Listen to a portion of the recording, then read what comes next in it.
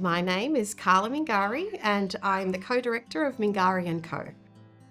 Mingari & Co own and operate 4 McDonald's restaurants in southern Tasmania. I came from Portugal. Times in Portugal had not been very favourable and suffered greatly under the dictatorship of Salazar, and it was very hard times in Portugal. But we had one family member who had recently gone to Australia and came back sharing the stories of prosperity and how in Australia there absolutely was opportunities for a greater future. We arrived in Melbourne on the 6th of April in 1983.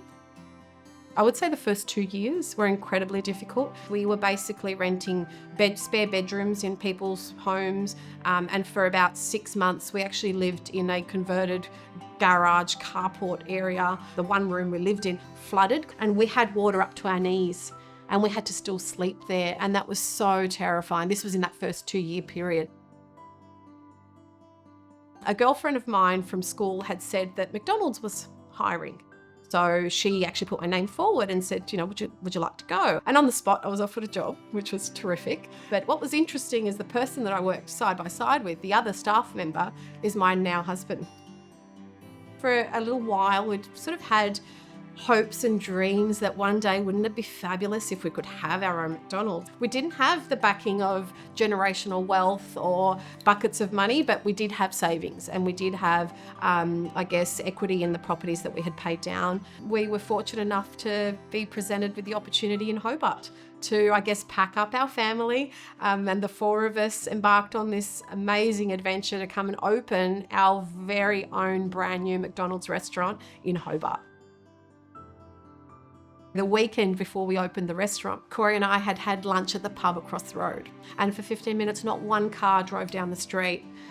And we thought, what have we done? What have we done? And we were so scared of failure. And we thought, if we've built this fantastic restaurant and nobody comes, this is it, it's all over.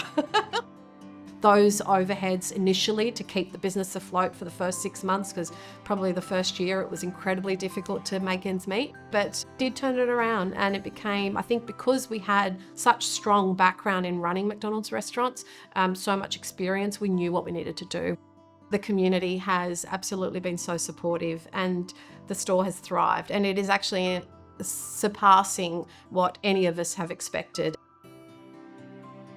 The 10-year journey that we had owning the one restaurant allowed us to really build the equity in our business. 2 years ago, we thought it was time to actually expand, and we acquired 3 additional restaurants in the one day. We approached the previous owner and made him an offer he couldn't refuse.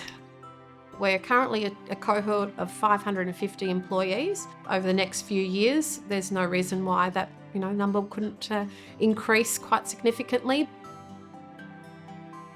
We've had a relationship with the Ronald McDonald's House Charity for 32 years. Our business has, over the last 12 years, donated probably close to $250,000.